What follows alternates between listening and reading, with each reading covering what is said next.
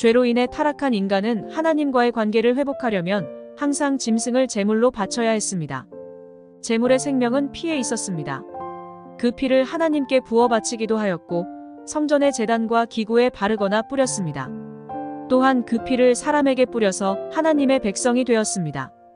제사장으로 임명받았습니다. 부정함을 입었을 때는 피를 뿌려서 정결함을 회복하였습니다. 신약 백성인 우리에게 피는 어떤 의미가 될까요? 1. 짐승의 피가 더 이상 필요하지 않습니다. 과거 첫 번째 유월절에서 죽음의 재앙을 피할 수 있었던 것은 어린 양의 피였습니다. 이제 모든 민족이 영원한 죽음의 재앙을 피하려면 세상 죄를 지고 가신 어린 양과 같은 예수님의 피가 필요합니다. 우리에게 더 이상 짐승의 피가 필요하지 않습니다. 오직 세상 죄를 지고 십자가에서 죽으신 예수님의 피만이 필요합니다. 2. 우리는 예수님의 피 뿌림을 받았습니다. 사도 베드로는 이스라엘 민족이 시내산 앞에서 소의 피 뿌림을 받고 하나님의 친 백성이 된 것처럼 우리는 예수님의 피 뿌림을 받아서 영적인 이스라엘 민족이요 하나님의 자녀가 되었다고 하였습니다. 모세가 아론에게 피를 발라서 제사장으로 임명한 것처럼 예수님의 피 뿌림을 받은 우리는 왕 같은 제사장이 되었습니다. 제물에 피를 바르거나 뿌림으로써 거룩한 성전이 된 것처럼 예수님의 피 뿌림을 받은 우리는 하나님의 성전이 되었습니다. 3. 우리는 예수님의 살을 먹고 피를 마셨습니다.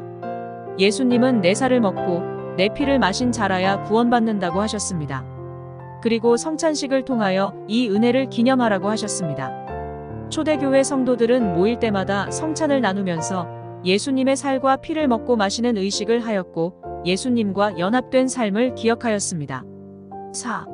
예수님의 이름과 예수님의 피를 선포합시다. 사도 베드로와 사도 바울은 선교 현장에서 기도할 때 예수님의 이름으로 병을 고치고 귀신을 쫓아냈습니다.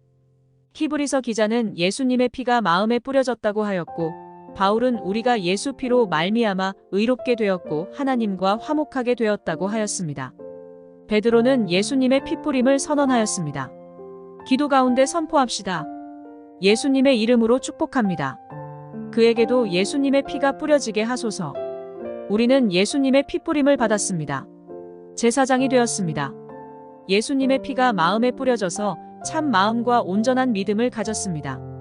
예수님의 피를 내 귀와 손과 발에 바릅니다. 예수님의 피를 뿌리고 바르고 덮습니다.